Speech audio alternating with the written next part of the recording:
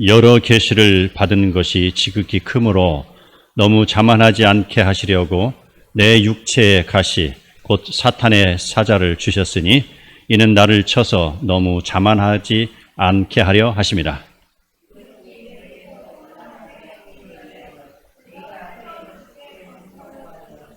나에게 이르시기를 내 은혜가 내게 족하도다. 이는 내 능력이 약한 데서 온전하여 짐이라 하신지라. 그러므로 도리어 크게 기뻐함으로 나의 여러 약한 것들에 대하여 자랑하리니 이는 그리스도의 능력이 내게 머물게 하려 함이라.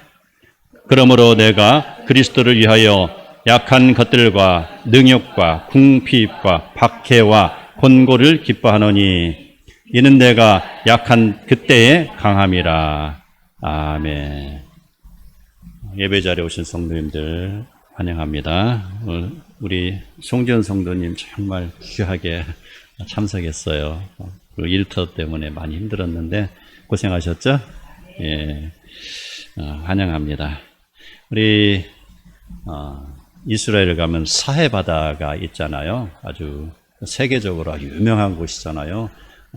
해발 바로 해수면에 해발 고도 마이너스 한 200m 정도 되는 그곳이잖아요.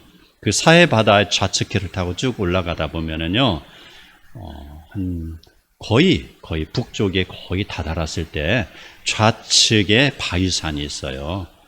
희한하게도 그 바위산이 그 정상이 평평하다는 것이죠. 일반 산은 정상이 높잖아요. 꼭지가 생겨 있지 않습니까? 그런데 그 산은 평평하다. 마치 무슨 고원같이, 무슨 분지같이 그렇게 생겼는데 그곳을 바로 마사다라 부르고 있어요. 마사다는 뜻이 산성이다라는 뜻을 가지고 있는데 그 마사다는 마카비 그런 혁명이라고 하죠. 마카비 전쟁, 그 동생, 마카비의 그 동생, 후계자인 그런 요나단에 의해서 그런 건축된 요새이죠. 거기가 요새이고 그 후에 헤롯이 건축에 대단히 조예가 깊은 사람이에요. 그래서 곳곳에 요새를 세웠어요. 그래서 평지에다가 흙을 쌓아가지고 높은 산을 만들고요. 그곳에 그 속에다 굴같이 동굴을 계단같이 지하실로 내려가는 계단같이 통로를 만들어서 물길을 연결했다는 것입니다. 그래서 그 위에다는요 곡식을 저장해 놓고 바로 물길에서 물을 올려서 해놓고 요새를 만들어서 누가 공격하면은 거기에서 방어하면서 오래 버틸 수 있게 만들어 놨어요. 그래서 헤롯이 그 마사다 지역을 다시 정비해 가지고요 그곳에 바로 물과 식량과 그 다음에 무기들을 저장해 놓고 궁궐같이 만들어 놨어요. 자, 그게 마사다라는 곳인데요. 자, 이스라엘에게 전쟁이 일어났어요. 주후 66년에 바로 로마에 항거하는 전쟁이 일어났는데 그 로마 군대가 와서 결국은 이곳을 점령했죠. 예루살렘을 점령하고 나니까 그곳에 있던 군사들 한 1000여 명의 군사들이 어디로 이동했나요? 바로 마사다로 이동했다는 것입니다. 그곳에 가서 항쟁했어요. 3년을 항쟁했는데도 불구하고 로마 군대는 그곳을 점령하지 못하고 있었다라는 것입니다. 그랬을 때 그 로마 장수는 꾀를 냈습니다. 그 평평한 곳, 그 다음에 직각으로 휘어지는 그 협곡, 그 사이에 그 중에서도 좀 더 완만한 곳을 택해서요. 이스라엘 사람들을 포로로 잡은 사람들을 시켜서 그곳에 토성을 쌓게 했습니다. 그래서 마사다가 이렇게 평지고 높게 있으면은 그 옆에다가 토성을 쌓고 높이를 맞춰버렸어요. 높이를 맞추고 이제 내일이면은 로마 모든 군대를 동원해서 그것을 진격을 하는데 그 앞에서는 이게 누구일까요? 이스라엘 포로들을 앞세워서 바로 방패막이를 하는 거예요. 자, 이 사실을 알게 된 그 마사다에 있던 1000여 명의 군사 어떻게 했습니까? 자기 동족을 죽여야 되잖아요. 할 수 없다. 그리고 내일이면은 총 공격이 시작되는데 우리는 더 이상 버틸 수가 없다라고 생각해서 자기 그 성에 있던 모든 사람이 다 자결했어요. 자, 쭉 세워서 이 사람이 쳐 죽고 그 사람도 다른 사람이 쳐 죽고 우리 이렇게 해서 우리 저 이방 족속의 손에 우리가 죽지 않아야 되겠다. 우리 손에 깨끗이 죽자. 이렇게 해서 다 죽었습니다. 그래서 날이 새고 드디어 로마 총 공격이 시작돼서 성을 점령을 하는데 밀치고 함성을 치면서 공략을 해서 들어갔는데요. 성이 텅 비어 있어요. 그래서 봤더니 곳곳에 시체들이 질비하고 그곳에 봤더니 곡식 창고에 곡식이 아직도 남아있고 수로에 물이 가득 고여있고 사람이 없는 거예요. 그래서 그 장면을 본 로마 장군은 너무 이상한 거예요. 이것은 도저히 자기가 이해할 수 없는 상황이 벌어진 거예요. 그래서 울부짖으면서 이야기했습니다. 그 누구 있어? 어서 나와시! 소리를 고래고래 질렀어요. 그랬더니 헛간에서 여인 2명과 아이 5명이 나오는 거예요. 숨어있던. 그래서 한 그 중에 병사가 차마 나는 죽지만 나의 가족까지 죽게 할 수 없다고 당신은 숨어 있으시오라고 했던 것이죠. 그래서 그 사람들이 와서 증언합니다. 어제 저녁에 다 자결했습니다. 이방인의 손에 죽는 것이 싫어서 우리 택한 백성들 스스로 자결했습니다. 라고 했던 것입니다. 이게 마사다입니다. 얼마나 비참한 이스라엘의 역사입니까? 우리가 그 마사다를 갔을 때 옆에 지나가서 올라가든 않았지만 학생들이 그곳에 많이 올라가는 걸 봤어요. 그곳은요, 이스라엘 사람들이 그 치욕적인 역사를 잊지 않기 위해서요, 우리나라의 교련시간 같이 그 학과 수업의 그 과정이 있어요.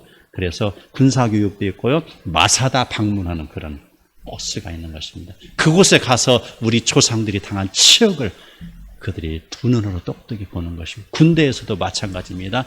그곳에 가서 서약하고 다시는 이런 비극이 이 땅에 오지 않으리라라는 다짐을 하는 것. 이게 바로 그 이스라엘 백성이 다시는 되풀이하지 않기 원하는 그 민족의 역사적인 흔적인 것입니다. 흔적이에요. 우리 사람들에게는 누구나 흔적이 있죠. 자, 저는 다리에 상처가 많아요.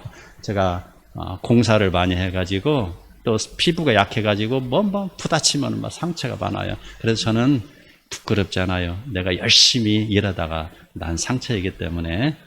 자, 오늘 본문에 나오는 바울의 흔적은 과연 무엇일까요?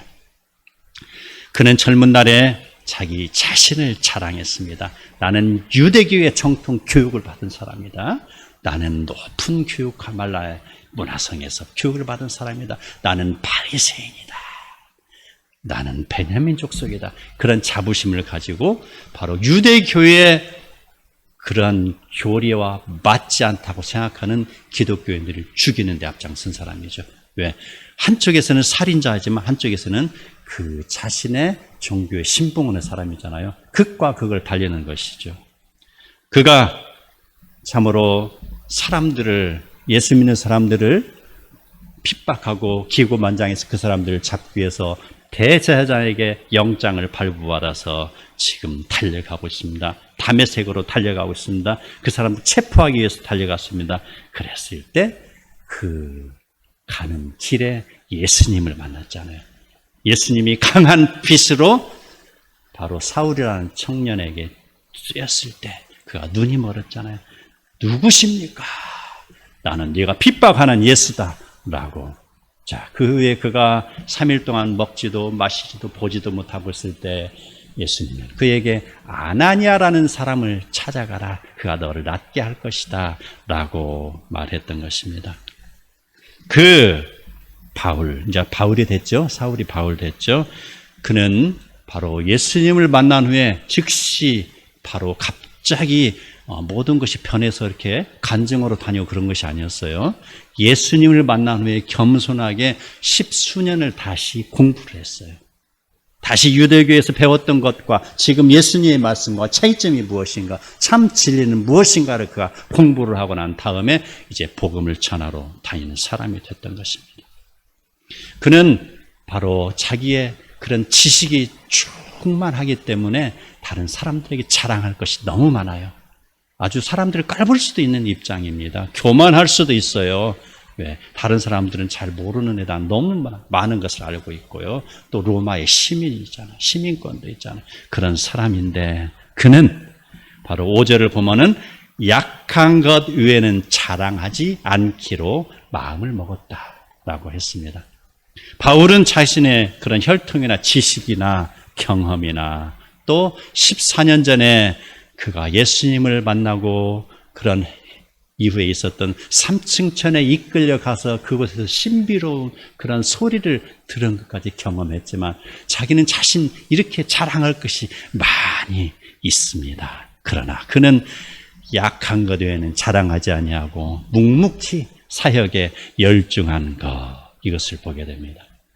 자기 자신의 높아짐보다는 예수 그리스도가 영광을 받아야 되기 때문에 그는 겸손한 것이죠.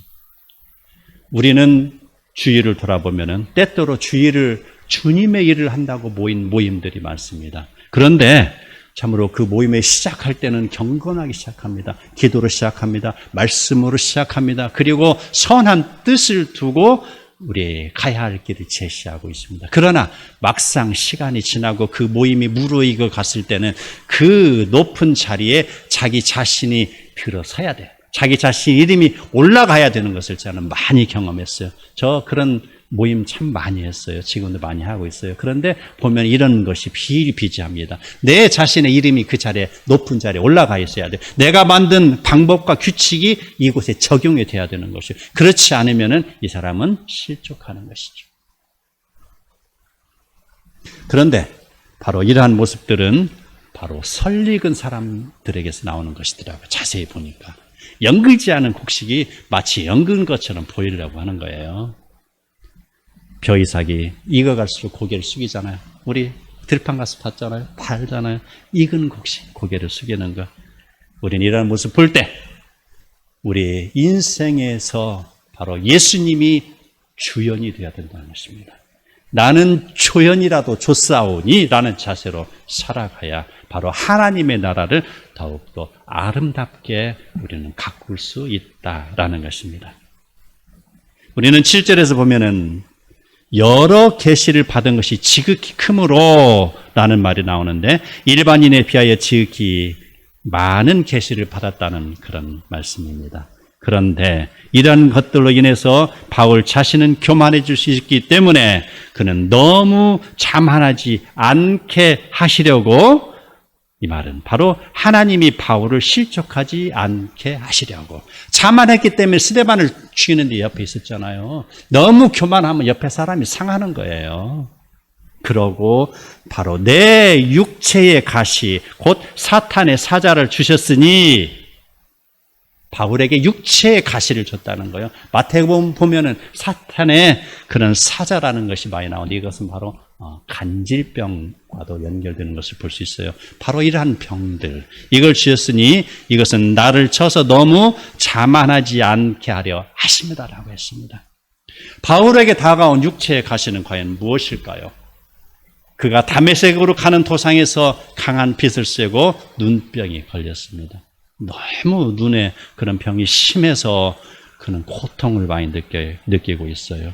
육체의 가시가 된 것입니다. 그 안질병. 사도행전 9장 3절에 보면은요, 그 내용이 나오죠. 사울이 길을 가다가 다메섹에 가까이 이르더니 호련히 하늘로부터 빛이 그를 둘러 비추는지라. 사울이 눈을 떴으나 사흘 동안 보지 못하고 먹지도 마시지도 못하고 아나니아가 산수받고 눈이 떴다라는 것.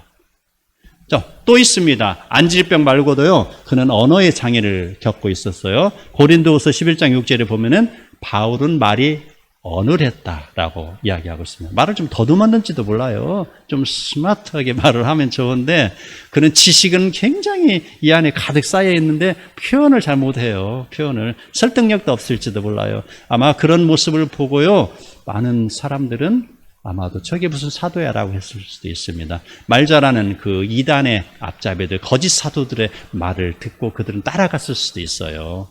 바로 외모가 수려하고 말 잘하면 대체적으로 사람이 그리 쏠려가잖아요. 그럴 수 있는데 바울은 그렇지 않다. 언어 장애를 가지고 있었다라는 거. 또 그는 외모가 아주 볼품이 없는 사람이었어요. 이 머리에 M자가 그려졌어요. M자. 대머리에 비슷하게. 이건 성경에 나오지 않는데 저기 모자이크 성당에 가면은 모자이크에 바울의 그런 모습을 해놓은 것을 보면은 모자이크에 그가 거의 대머리로 향하고 있는 것을 볼 수 있어요. 그랬을 때 참 눈도 안 좋지, 말도 어눌하지, 생김새는 어떻게 요상스럽게, 머리는 대머리고 정말 흠모할 만한 거 하나도 없는 거예요.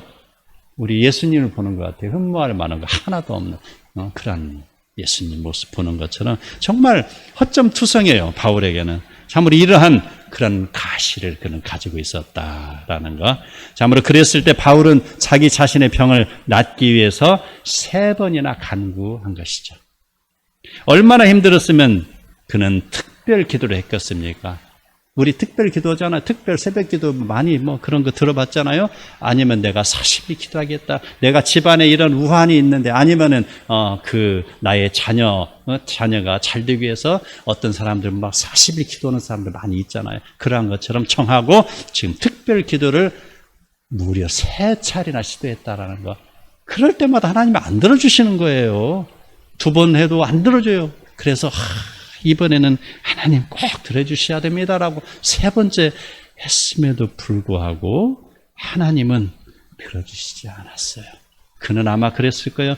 왜 제가 예수님을 만나고 지금 예수님의 제자된 모습으로 살아가는데 이게 참으로 제가 힘듭니다. 장애 요소입니다. 그러니 고쳐주십시오 라고 이야기합니다.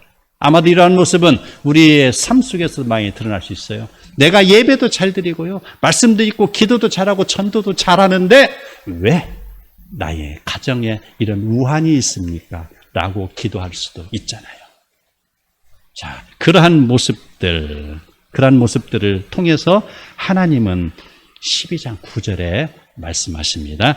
내 은혜가 내게 족하도다 라는 것입니다. 전혀 다른 말씀을 하고 계시는 거예요.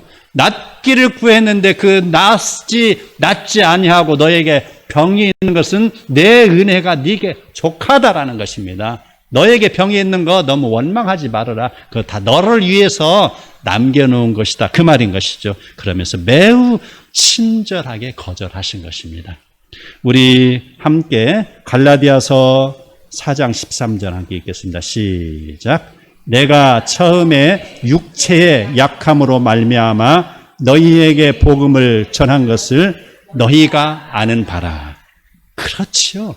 바울이 약하지 않았으면 어떻게 바로 예수님의 그런 제자가 됐겠습니까? 바울의 병이 없었으면 어떻게 예수님을 만났겠어요? 그가 그 강한 빛에 쏘여서 넘어지지 않았으면 어떻게 예수님을 알게 됐겠냐 이 말입니다. 약함으로 인하여서 하나님은 그를 곁에 두시기 위해서 약함을 거두어 드리지 않는다라는 것입니다. 우리 또 주변에 보면은 남자들에게, 죄송합니다, 남자들 이야기해서 남자들에게 돈이 생기면 가장 먼저 하는 게 뭔지 알아요? 차부터 바꿔요. 외제차 탁 몰고 들어옵니다. 그러면 부인은 깜짝 놀라죠. 뭔 돈이 있어서, 아니 나 돈 있잖아. 외제차를 들어. 그 다음에 뭐 하는 줄 알아요? 외제차를 몰고서 어디로 가요? 유흥가로 가요. 그러다 보면은 어떻게 됩니까? 달선하잖아요. 그러다가 그 다음에 바꾸는 게 뭔지 압니까? 바로 여자를 바꾼다는 거. 그래서 돈이 생기고 나니까 바로 집안이 풍비박산 되는 것이에요. 다 그런 건 아니죠. 속매 차린 사람이 그러는데, 자, 이러한 것을 봤을 때 나의 가정은 과연 내 가정은 돈이 없다라고 우리가 원망만 할 것이 아니라는 것이죠. 돈이 없지만 알콩달콩 서로 의지하면서 살아나가는 모습. 이것이 아마 돈이 많아서 남편을 잃는 것보다 낫지 않겠습니까? 이게 바로 약함의 그런 비결인 것이죠. 제가 전도 대상자를 놓고 기도했습니다. 그런데 그 사람은요, 자녀들이 학생일 때에 교회에 가서 주일학교 반사를 한 사람이에요. 그런데 자녀들이 다 크고 이제 출가했습니다. 그런데 그 사람은 예배 드리지 않습니다. 어디로 가는 줄 알아요? 바로 산으로 들로 골프장으로 가고 있어요. 이제 살만하니까. 이제 자기 안에 간절함이 사라졌잖아요. 내 자녀를 위해서, 내 자녀의 그런 학교 입학하는 거, 취직을 위해서 열심히 기도했다라는 것이죠. 그게 다 이루어졌어요. 다 이루어지고 나니까 이제 자기 자신에게는 더 이상의 궁핍함이 없다라는 것입니다. 이제 살만하니까 이제 그가 하나님을 떠났다라는 거. 하나님의 은혜를 알지 못하는 그 사람, 영혼의 구원은 안중이 없고 자기 자신의 방법대로 살아가는 사람입니다. 이러한 건강도 우리에게 또 마찬가지로 다가옵니다. 내가 너무 건강하면은 나에게 힘이 넘치잖아요. 힘이 넘치고 마치 그 힘을 풀을 수 없는 사람은 어디로 보내야 돼요? 노가다판으로 보내야 돼요. 하고 바위덩어리 옮기더니 포크레인 대신 가서 옮겨야 돼요. 힘이 넘치는 사람. 그렇지 않으면 그 에너지를 풀을 데가 없어요. 그런데 자, 성경 보면 삼손이라는 사람이 그런 사람이에요. 자기 힘이 넘치다 보니까 그 정욕을 주체하지 못해서 결국 그가 여인의 치맛자락에 무너졌잖아요. 내가 힘이 넘치지 않고 내가 약하다고 너무 우울해하지 마시기 바랍니다. 약함 속에서 하나님은 그를 하나님의 자녀로 부르심이 있다는 것입니다. 그 약함 때문에 내가 항상 하나님을 바라보고 기도합니다. 하나님, 저 약합니다 하라고 겸손하게 하나님의 제자의 길을 걸어가는 것이 아니겠습니까? 내 은혜가 내게 족하도다. 그러므로 우리는 주님의 말씀으로 늘 깨어 있어야 합니다. 데살로니가전서 5장 16절, 17절, 18절에 이렇게 나옵니다. 항상 기뻐하라. 쉬지 말고 기도하라. 범사에 감사하라. 이것이 그리스도 예수 안에서 너희를 향하신 하나님의 뜻이니라. 주어진 일에 항상 기뻐하는 사람, 새벽부터 잠들기까지 쉬지 않고 기도하는 사람, 쉬지 않고 기도한다는 것은 나의 그런 모든 삶이 하나님 뜻에 맞춰서 살아간다는 것입니다. 하나님과 동행하는 삶이 쉬지 않고 기도하는 사람인 것이죠. 그리고 나에게 주신 하나님의 은혜에 감사하며 나에게 맡겨진 가정을 말씀으로 양육하고 또 나의 산업을 믿음으로 가꾸고 이러했을 때 하나님은 그에게 더 큰 것을 맡기신다는 것입니다. 마태복음 25장 21절 시작. 그 주인이 이르되 잘하였도다 착하고 충성된 종아, 네가 적은 일에 충성하였음에 내가 많은 것을 내게 맡기리니 내 주인의 즐거움에 참여할지어다. 참여할지어다 라고. 약함이 강함 되는 그러한 지금 내용인 것이죠. 한 달란트 받은 자의 비유를 알죠. 그는 한 달란트 받고서 그것을 잃어버릴까 두려워서 바로 땅에 파묻어 두고 주인이 왔을 때 그걸 내밀었지만 5 달란트 받은 그 종은 그것을 가지고 다시 그것을 장사를 해서 남겼다라는 것입니다. 그래서 주인에게 올려드렸다라는 것입니다. 바로 작은 일에 충성하는 자에게 하나님은 큰 일을 맡기시는 것입니다. 가족을 위해서 여러분 기도하시기 바랍니다. 가족을 가꾸시기 바랍니다. 나의 자녀를 위해서 기도하고 가꾸시기 바랍니다. 나의 그러한 일터에서 내가 최선을 다해서 일할 때 하나님은 좀 더 큰 것을 나에게 맡겨주신다라는 그러한 그 복의 원리를 깨달으시기 바랍니다. 사랑하는 자녀에게 영혼의 복은 물론 하나님의 육신의 복도 더불어 주시는 것입니다. 12장 9절에 보면은 하나님 또 이렇게 말씀하십니다. 내 능력이 약한 데서 온전하여 짐이라. 자, 인간은 누구나 자신이 가지고 있는 약함의 흔적이 없다면 자신의 능력으로 된 것으로 착각하고 자만에 빠질 수가 있습니다. 그는 자기 자신의 그런 현재의 위치를 마치 자랑거리로 삼을 수도 있다라는 것입니다. 우리는 창세기를 통해서 하나님은 그 야비하고 욕심이 많았던 야곱에게 바로 이스라엘의 민족 틀을 세우시려고 야곱 몸에 흔적을 주셨어요. 어떤 흔적? 바로 야복강에서 하나님의 사자 천사와 겨루어서 싸웠는데 그는 하나님의 그런 복을 받지 아니하면 그는 당장 내일은 에서의 칼날에 자기 목숨은 끝나버리는 상황에서 절실하게 하나님을 의지했잖아요. 그랬을 때 싸웠다, 씨름하였다. 씨름하였다라는 건 기도하였다라는 것으로도 이해할 수 있어요. 밤새도록 기도했을 때 그 천사와 그 씨름하다가 천사가 그 야곱을 이길 수 없음을 알고 발로 그의 정강이를 탁 쳐가지고 그가 장애를 입게 했잖아요. 그래서 해가 쨍쨍 내리쬐는 찬란한 아침에 그가 드디어 무대에 나가는데 쩔룩쩔룩 하면서 이스라엘의 무대 앞으로 나가는 모습인 것이죠. 그에게 하나님께서는 바로 12지파를 통해서 이스라엘의 그런 모든 발전하는 것을 시작되게 하였는데 그는 흔적을 가지고 있다. 쩔룩쩔룩. 너에게 앞으로 다가오는 그런 모든 일을 하나님께서 은혜로 주실 터인데 너는 이날을 기억하라. 너는 쩔룩쩔룩 할 때마다 하나님의 은혜를 기억하라. 교만하지 말아라. 자만하지 말아라. 온전하게 하나님만 의지하고 따르라라는 메시지인 것입니다. 이것이 바로 하나님 앞에서 낮아지게 하는 도구인 것입니다. 그리고 평생 하나님만 의지하며 살라는 은혜의 흔적이 되는 것입니다. 마찬가지로 사도 바울이 자신의 병을 낫기 위하여 하나님께 3번이나 작정 기도를 하였으나 하나님은 그를 고쳐주시지 않은 것은 그 스데반을 죽일 때 옆에 있었고 혈기 왕성해서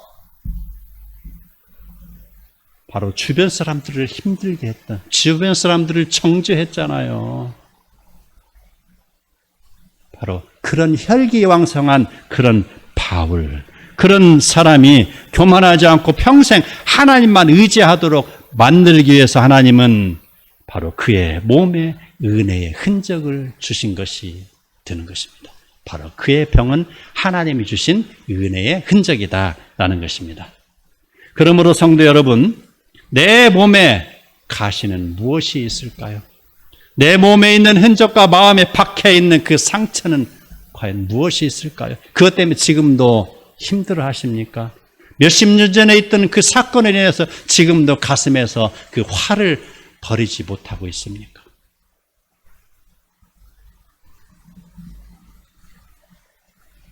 하나님께서는 그걸 통해서 여러분을 더 낮아지게 만드는 것입니다. 하나님께로 좀 더 가까이 다가오라는 사인인 것이죠. 하나님 앞에 다 나의 그러한 흔적들을 내려놓고 은혜의 흔적으로 바꾸시기 바랍니다. 바울은 자신의 약함을 알기 때문에 자신에게서 나타나는 능력이 오직 하나님이 주신 은혜라고 생각하면서 12장 10절에 이렇게 말합니다. 도리어 크게 기뻐함으로 그리스도의 능력이 머물게 하려 함이라라고 이제 바울은 마음이 변했어요. 그래서 하나님의 뜻을 이는 깨닫고 있는 것이죠. 머문다라는 것은 바로 장막에 확고하게 머문다라는 것입니다. 하나님의 능력이 내 안에 머물게 한다라는 것입니다. 하나님의 능력이 내 안에 머물기 위해서는 어때요? 자, 잔에 물이 가득 채워지기 위해서는 내 잔을 비워야 되잖아요. 비우지 않았을 때는 하나님의 능력이 들어오지 않잖아요. 자, 목적을 가지고 기도하는 사람이 있어요. 그 사람, 바로 내가 하나님의 은혜를 충족하게 받기 위해서 때로는 금식도 하잖아요. 그 금식하는 이유가 뭐예요? 나의 육적인 에너지가 다 소진됐습니다. 나는 자 굶어서 힘도 없습니다. 나는 두 손, 두 발 다 들고 항복합니다. 나는 내세울 거가 없습니다. 그러니 하나님, 나에게 채워주시옵소서. 하나님의 은혜로 나를 가득 채워주시옵소서. 이러한 것입니다. 이것이 바로 바울에게 다가오는 약함의 그런 원리인 것이죠. 약한 부분에 흔적이 많을수록 하나님의 능력이 더욱 더 많이 쌓인다는 것. 우리 인생에게 강함은 지식이나 권력이나 돈이나 강함이 아닙니다. 건강이 아닙니다. 내가 받은 은혜의 흔적을 부여잡고 감사함으로 달려나갈 때 그리스도의 능력이 우리 안에 나타나는 것입니다. 내가 그리스도를 위하여 약한 것들과 능욕과 궁핍과 박해와 곤고를 기뻐하노니 이는 내가 약한 그때에 강한 줄을 다 믿으시기 바랍니다.